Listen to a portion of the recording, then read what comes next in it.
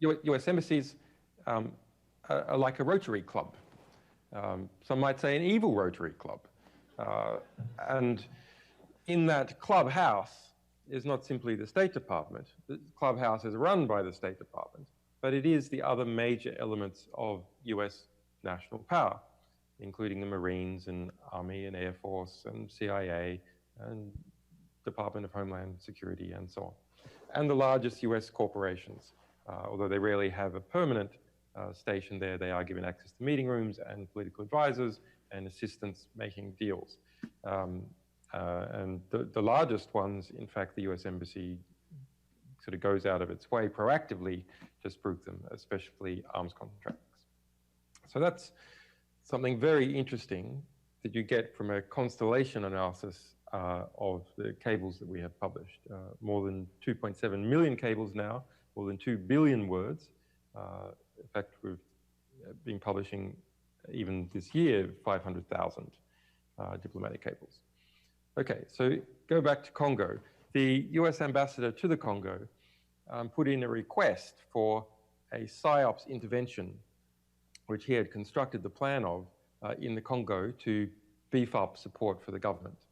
And so that included CIA should come in and the Broadcasting Board of Governors should come in as part of this psychological operations intervention to boost up the fortunes of the government of the Congo against the opposition.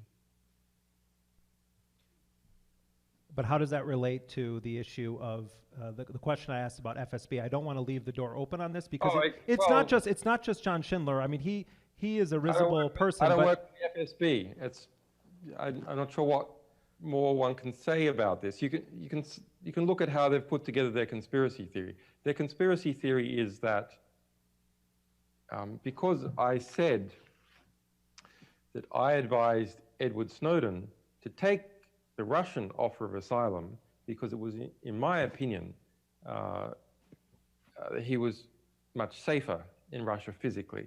And over a several-year period, I don't believe that I thought that the risks were too high in Latin America that he would be kidnapped or possibly even killed in the process of attempting to kidnap him.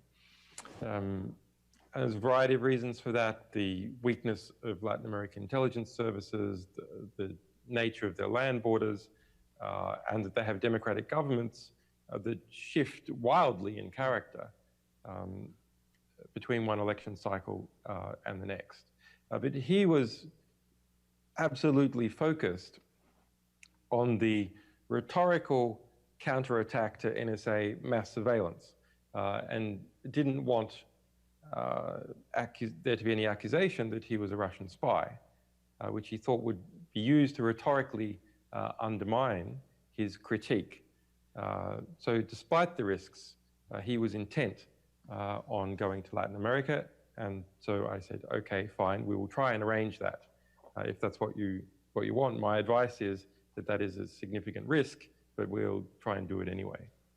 And I should say, just for the record, I mean, I think that those allegations are ludicrous. I mean, I personally have spoken with Snowden about this, and his views and what he's done in Russia are completely antithetical to the conclusions drawn by those people. But I'm so sick of seeing that line that I wanted to raise it here in a very public way. A simple factual point, which I guess I should also mention.